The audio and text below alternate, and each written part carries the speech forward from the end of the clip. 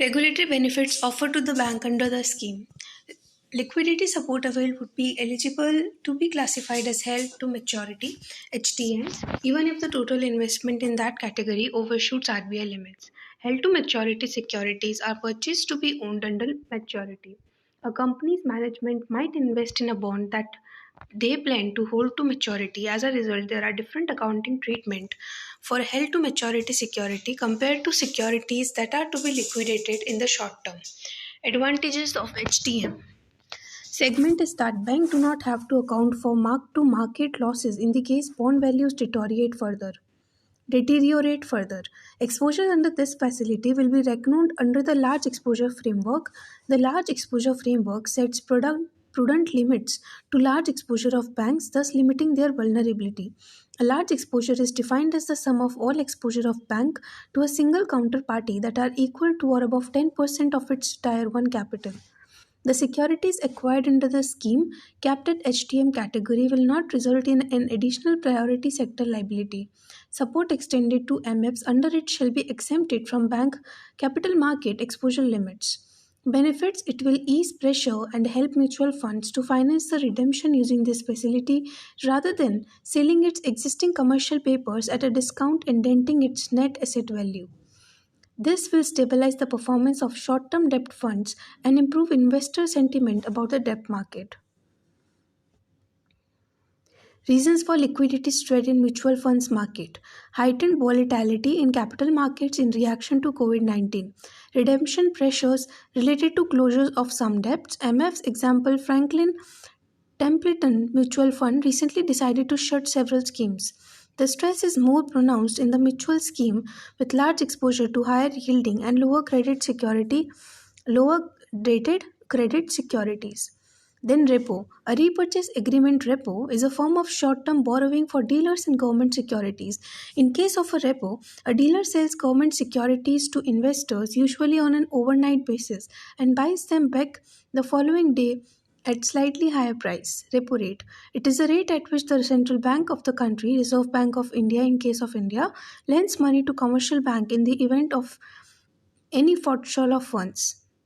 Then commercial papers, short-term unsecured promissory notes issued by companies, debentures, a long-term security yielding a fixed rate of interest issued by a company and secured against the assets. Then investment portfolio of banks. The bank are required to classify their entire investment portfolio under three categories. First, held to maturity, then available for sale and held for trading.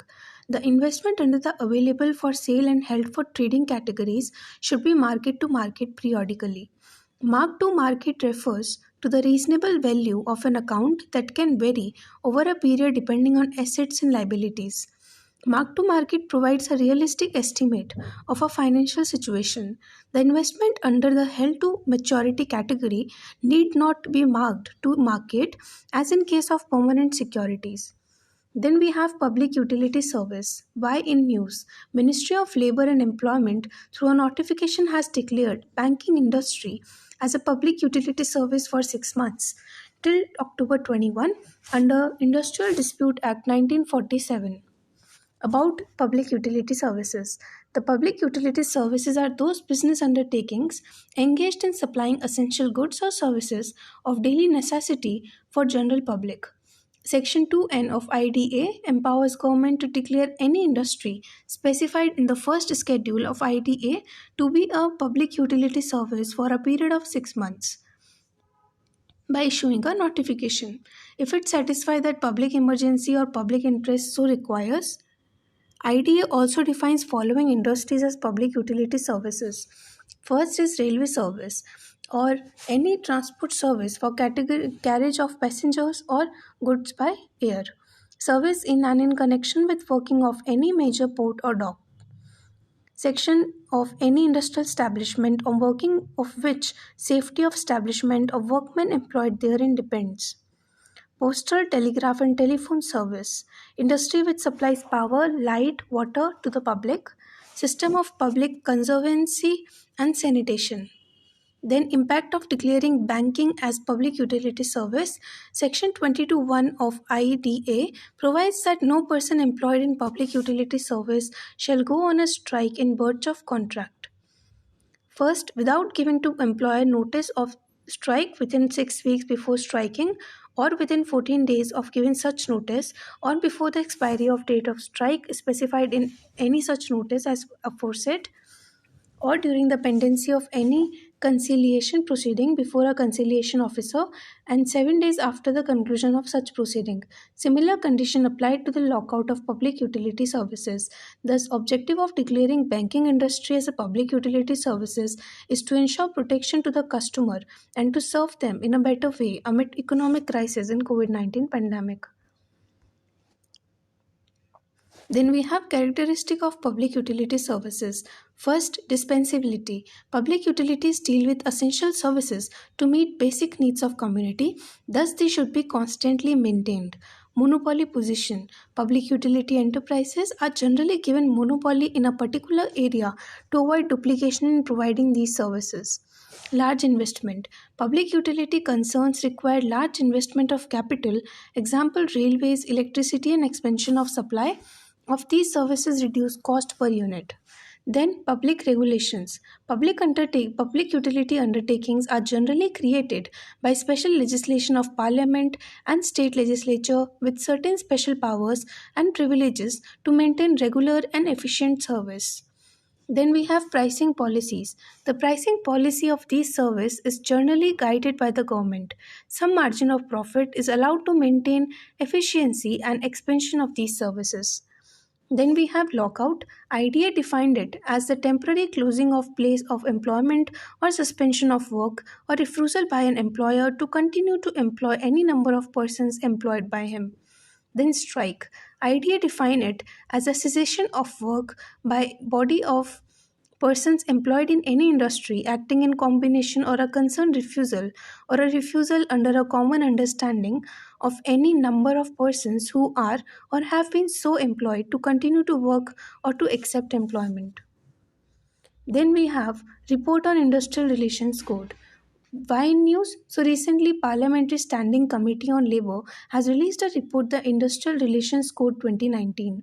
More on news, the Industrial Relations Code 2019 was introduced in Lok Sabha last year. The code intends to subsume the Industrial Dispute Act 1947, the Trade Unions Act 1926, and the Industrial Employment Standing Orders Act 1946 and consolidate the relevant provisions in them. It will remove the municipality of definitions and authorities without compromising the available safeguard for the welfare of labor. The code seeks to bring transparency and accountability in the enforcement of labor laws, which would lead to better industrial relations and thus higher productivity. It would promote setting up of more enterprises, thus catalyzing the creation of more employment opportunities in the country. Key recommendations of report. More focus on implementation mechanism. There should be separate and an exclusive chapter outlining the rights of both the parties and containing the principles pertaining to the industrial relation based on the ILO conventions and Constitution of India. Changes in definition so as to allow ease in their application, such as appropriate government, especially when it is applied in more than one state. The domestic services should be included in the definition of industry. Inappropriate artificial differentiation. In specified terms, employee and workers, as every employee is a worker and vice versa.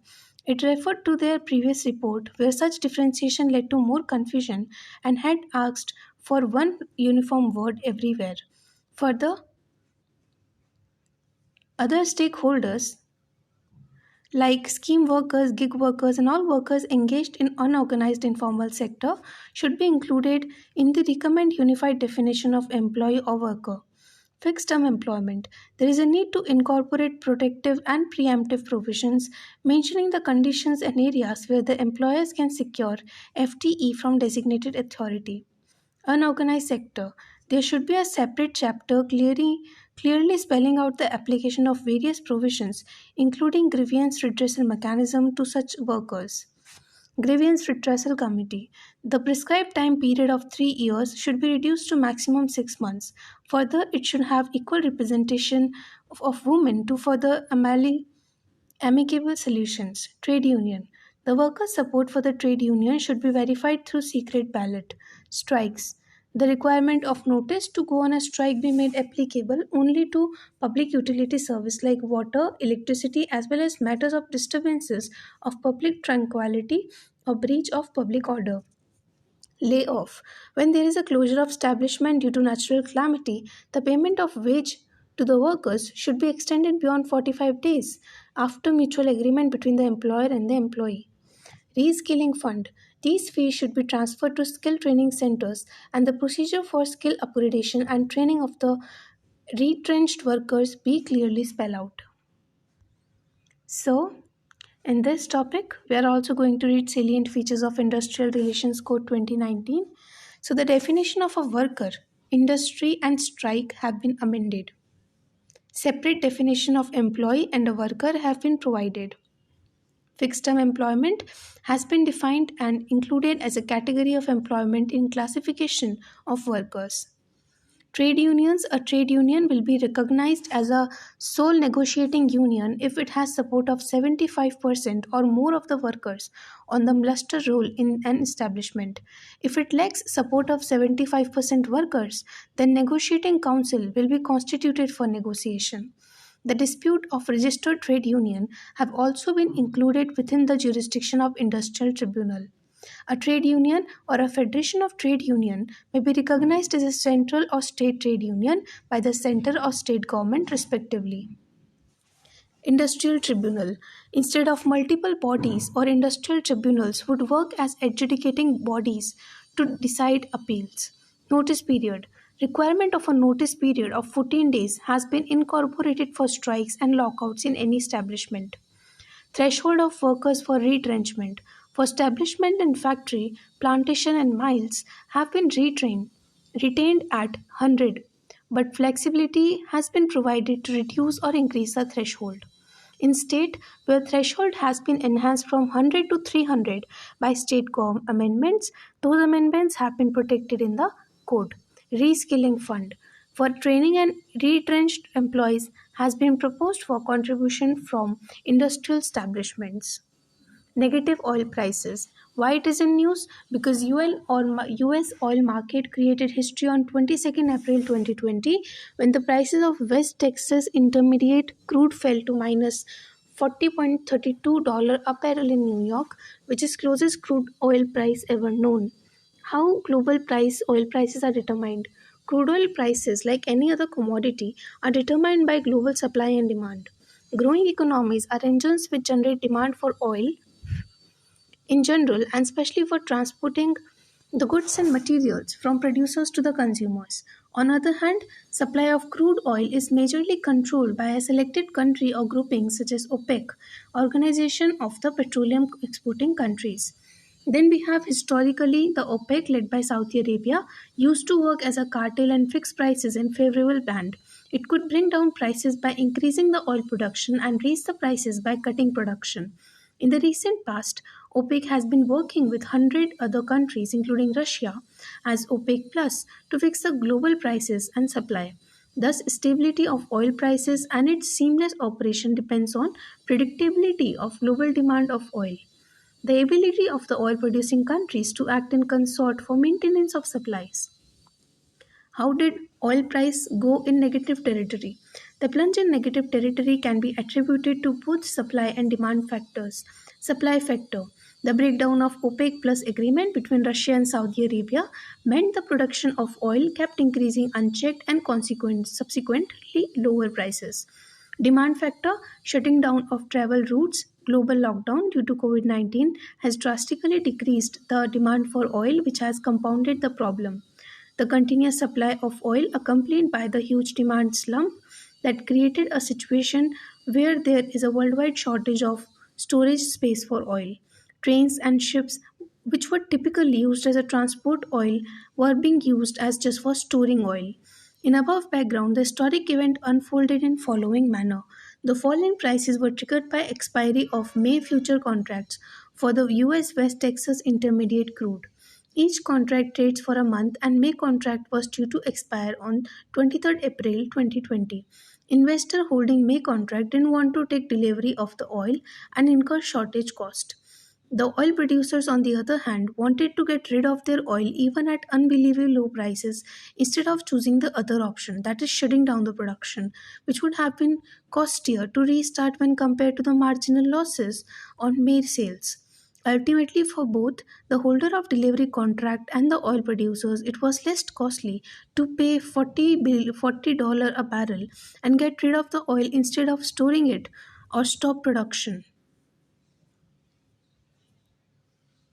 In this context, let us study about the Organization of Petroleum Exporting Countries, OPEC. OPEC is a permanent intergovernmental organization created at Baghdad Conference in 1960. OPEC has 13 members including Iran, Iraq and Venezuela. OPEC member control about 82% of total world proved oil reserves.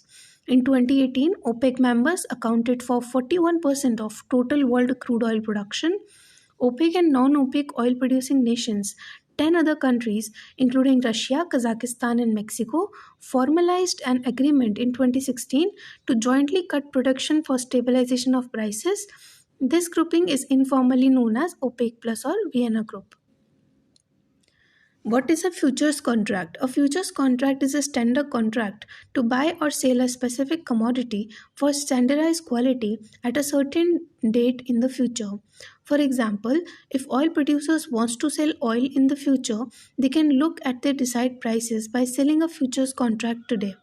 Alternatively, if a consumer need to buy crude oil in future, they can guarantee the price they will pay at future date by buying the futures contract. India's crude oil profile. So, India is the world's largest consumer of oil and fourth largest oil refiner and net exporter of refined products.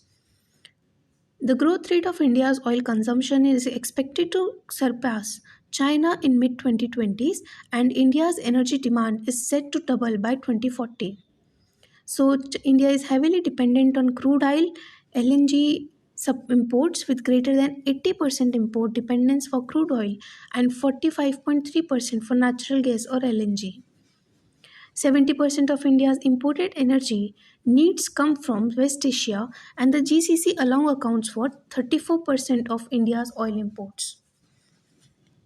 The top 5 crude oil exporters to India by import bill are Iraq, Saudi Arabia, Iran, Nigeria, and UAE in decreasing magnitude of exports. Crude pricing mechanism in India. Over a period of time, APM administered pricing mechanism was established for crude oil pricing. APM followed a pooled pricing mechanism where which the weighted average of national international prices and the domestic cost of production was used to arrive at administrated price. Starting from 2002, APM were officially dismantled. With the dismantling of APM, the prices of indigenous crude has been linked to the international prices, which implies that the price received by domestic crude oil producers is linked to international prices. After dismantling of APM, the petrol and diesel prices were finally deregulated by the Indian government in 2010 and 2024 respectively. But the international price does not directly reflect the local prices because the prices of fuel at retail station comprises the additional cost like central government excise and taxes, state government taxes and operating cost, margin of street retailer and subsidies given by the government. And these subsidies are provided to protect the consumer of volatility of international prices. Government then compensate companies for any losses for selling fuel product at lower rates. These losses are called under recoveries. WSO Peace Clause. India has invoked the Peace Clause at WTO for exceeding the ceiling or support it can offer farmers for rice, marking the first time any country that has used this clause. India informed WTO that the value of rice production was 43.67 billion in 2018 and 19. It gave subsidies worth 5 billion, which is 11.46% of the value of production. However, the agreement on agriculture under WTO has a limit backed at 8 to 10% for developing countries, which is de minimis level. So, de minimis level is a minimal amount of domestic support that is allowed even though they distort trade. Hence, India used peace clause and reasoned that the government does not undertake the export on a commercial basis from public stock holdings. Further, the stocks under the program are acquired and released in order to meet the domestic food security and need for India's poor and vulnerable population and not to impede commercial trade and food security of the others. Background. After Urake round of WTO in 1994, the Agreement of Agriculture came into existence, which provided guidance on domestic support commitments and general discipline on public domestic support. Under agreement to limit the trade distorting support measures, members agreed to curb their policies by quantifying and gradually reducing all domestic support measures through aggregate measurement of support AMS or Ambir box. Further, this subsidy should not exceed 10% de minimis level for developing countries and 5% for developed countries. Also, an important provision of Agreement on Agriculture was the due restraint or peace clause under Article 13, which was temporarily shielded countries providing domestic support measures in accordance with the AOA provisions from being challenged at the WTO. Peace clause was to remain in effect for a period of 9 years and it lasted till 2003.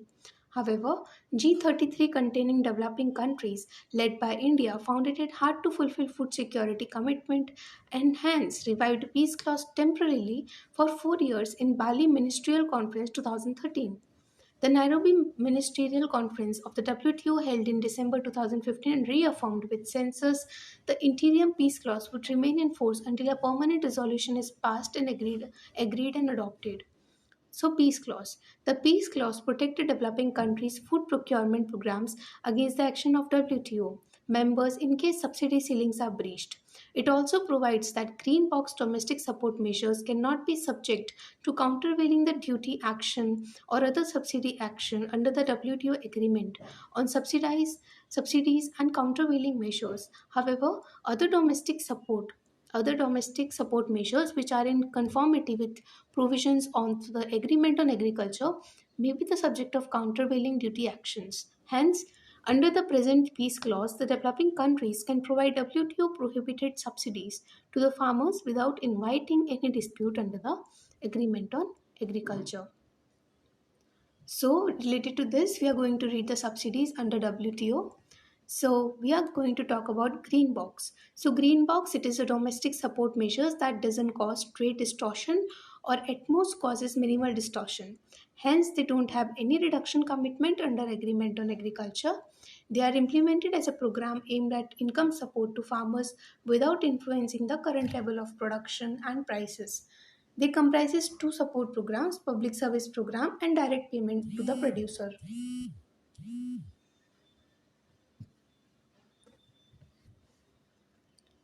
So in public service program, for example, research, training, marketing, promotion, infrastructure, domestic food aid or public food security stocks, etc.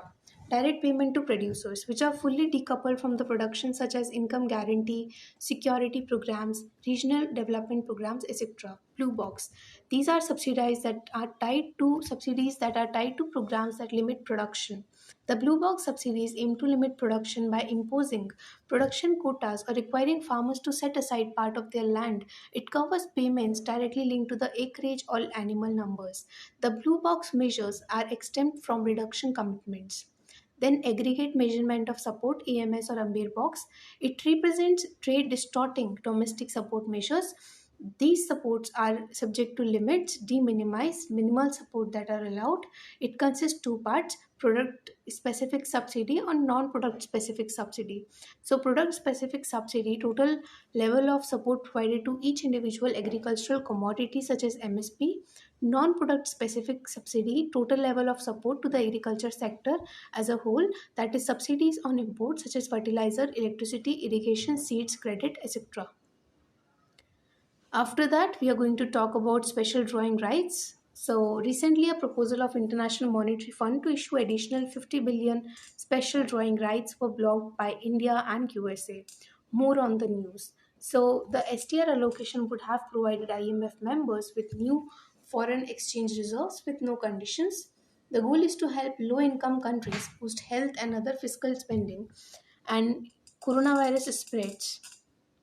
SDR allocations would have led to increase in spending power of the countries. However, US and India blocked this proposal according to US, as SDRs are distributed in promotion to member quotas or shares in the fund, 70% of the fund created through SDR allocation would go to G20 countries that did not need it, while only 3% would go to low income countries. According to India, in the current context of illiquidity and flights to cash, efficacy of an SDR allocation is not certain.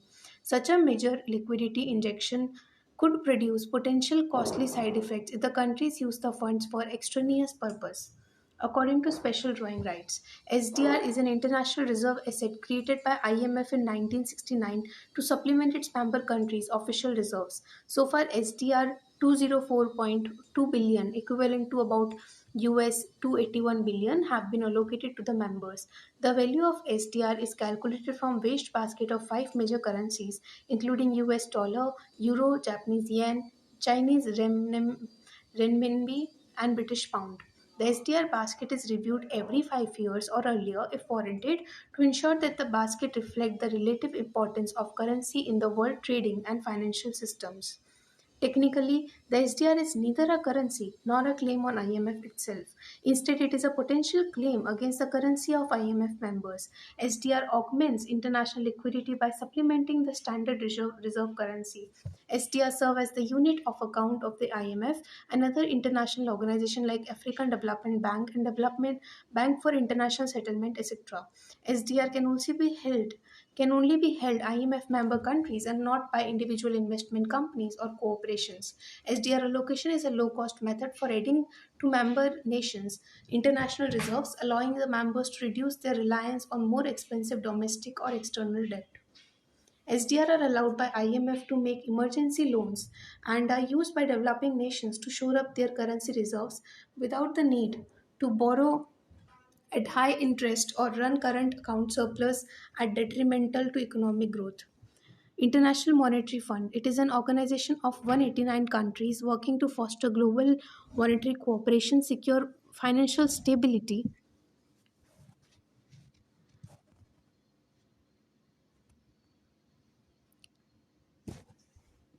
facilitate international trade, promote high employment and sustainable economic growth, and reduce poverty around the world.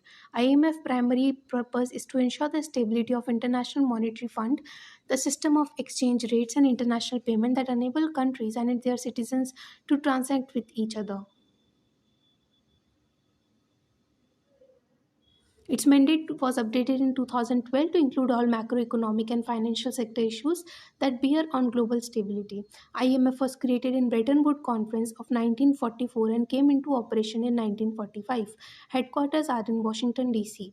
It acts as a specialized agency of UN, and UN specialized agencies are international organizations that coordinate their work with United Nations through negotiated agreements. Other financing methods used by IMF apart from SDR is Rapid Credit Facility. RCF provides rapid concessional financial assistance with limited conditionality to lower income countries and facing an urgent balance of payments need. It was created under the Poverty Reduction and Growth Trust. It helps emphasis on the country's poverty reduction and growth objectives.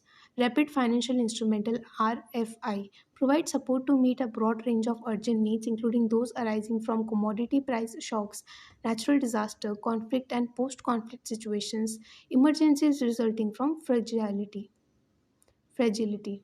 Then Catastrophe Containment and Relief Trust allows the IMF to provide grants for a debt relief for the poorest or most vulnerable countries hit by catastrophic natural disaster or public health disaster.